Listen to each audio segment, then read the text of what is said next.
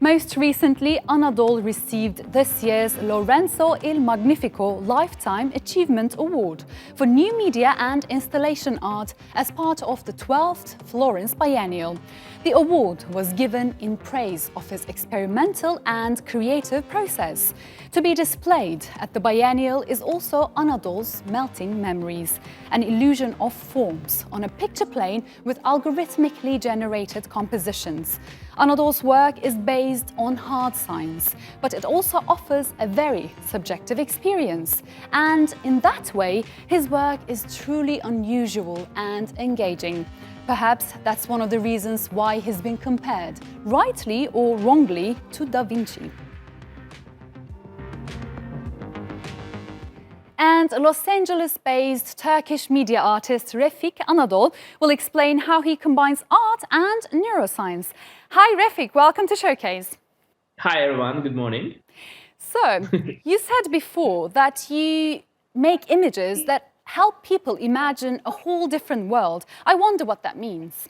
So I think actually this is a kind of a connection between who we are in 21st century. I'm always fascinated by this inevitable growth of technology in our life. I'm always fascinated by how as human beings we are completely surrounded by these machines and their kind of applications on our culture, DNA and gene. So what I think I'm trying to say is these machines are evolving into something else and we are learning from these things. But at the meantime, these machines are learning from us, and we are learning from them too. So this symbiotic relationship is what is really inspiring me. And also the big question: what does it mean to be a human in 21st century? So I think to answer these questions, I find that kind of a new kind of a storytelling by using invisible, visible, and most likely data as a substance, and try to make kind of a context by using very complex data informations or semantics from this a large corpus of information. I think that's my body of work, I guess. And recently, of course, applying machine learning algorithms, specifically AI, this kind of a new world just unveiled, I think. That's what happened.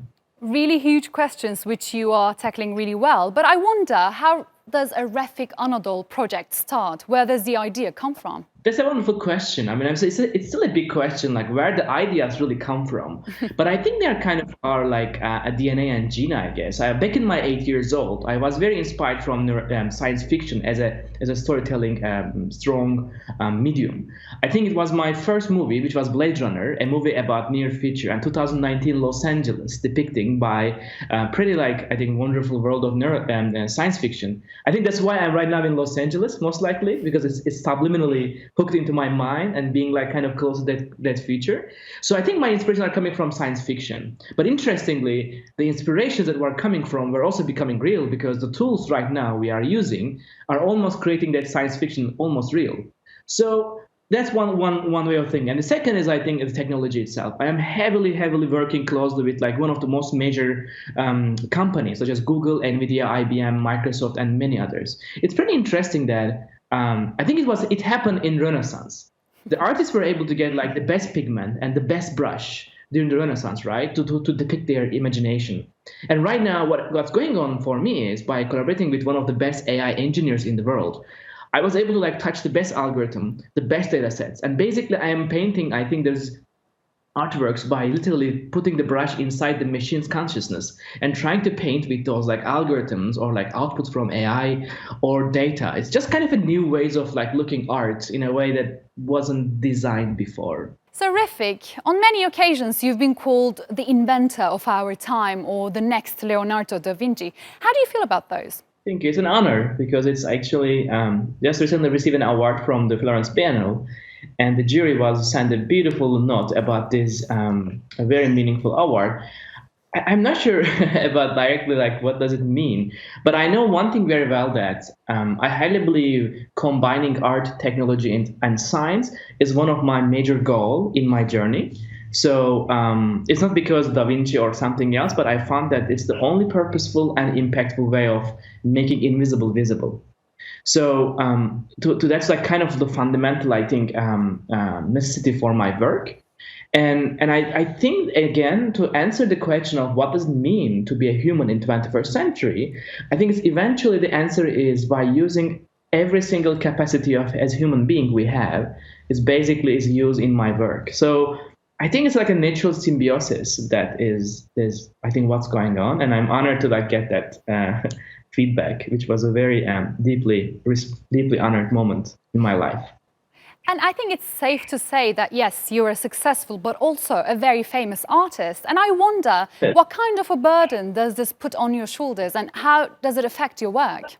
So I'm an academician, and I believe sharing is happiness, and happiness sharing. So basically, instead of thinking as a much more like an famous context, I'm just looking for like an academician, a professor, a teacher who is trying to share as well. So from that perspective, I think I'm just doing my best to focus my work and to share as much as possible my insights whenever it's possible.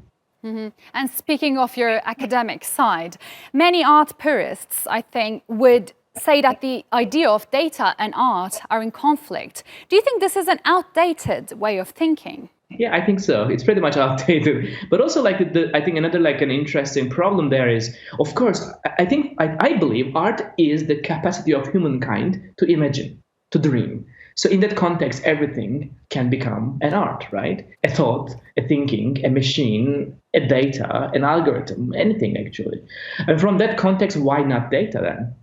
So, and I highly believe that data is the most critical language for humankind, that we really need to learn it. I mean, think about that. Our entire humankind history has never ever left something behind it as something that you cannot touch. These things are in the machine's mind. These things are on the cloud. These things cannot be like recovered or used again unless you have a purpose and unless you have an algorithm. But before that, as humankind, we have been like living sculptures, like writings and books, very very early like write-ups about like our history and our like imagination. So this something like ethereal, untouchable thing, I think has to be a part of art. I mean, otherwise, literally, what does it mean to be human in the 21st century if we cannot touch one of the most precious information of ourselves? So that's the reason I highly believe data is one of the most important thing to always recognize and be aware of it. And Refik, I know we talked about the main themes in your work already, but I wonder, is there a binding element in your works, you think, a big flashy question you're trying to answer? Yeah, I think literally like how to make invisible visible is one of my little deep questions in my life. Like from a childish point of view, like I had this project called Infinity Room, for example, and necessity of like a feeling, you open a door and like you just go inside a room that is just doesn't have like a floor or a ceiling, a room without bias like gravity of life. Like I think I always like try to ask those questions of very on the edge of like our perception.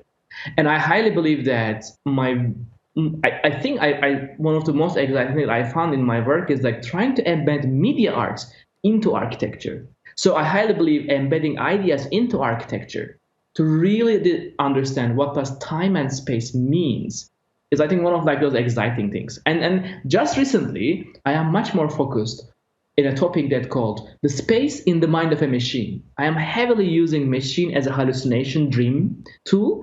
So constantly like trying to learn how AI learns. And if we can maybe learn that, like can we become the creators of creator? Like can we become like maybe much more purposeful and useful in our own creative thinking as humankind and use these algorithms as like an extension of our human body?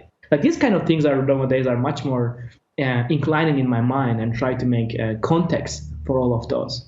Great. Well, big fan of your work here. Thank you so much, Refik Anadol, for joining us on Showcase today. Thank you very much. Have a wonderful day.